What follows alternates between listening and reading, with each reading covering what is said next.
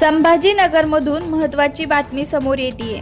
छत्रपती संभाजीनगरमध्ये मुंबईच्या Torres company सारखाच घोटाळा झालेला आहे। 35 कोटी रुपये घेऊन गुजराती कंपनी पसार झालेली आहे। यामुळे लोकांचं लाखोंचं नुकसान झालेलं आहे। क्विक स्टार्ट असं या कंपनीचं नाव आहे। या कंपनीनं 1,500 जणांची फसवणूक करून चक्क 35 कोटींचा गंडा घातलाय। क्विक स्टार्ट कंपनीनं गुंतवणूक करणाऱ्यांना महिन्याला 3% परतावा करण्याचं आमिष दाखवून ही फसवणूक केलेली आहे। सुरुवातीला काही महिने गुंतवणूक करणाऱ्यांना रक्कमही दिली, पण काही दिवसांनी कंपनीकडून पैसे येणे बंद झाले। त्यामुळे ज्यांनी गुंतवणूक केली त्यांनी घाबरून कंपनीच्या मुख्य शाखेला धाव घेतली। तेव्हा समजलं शाखा बंद झाली आहे।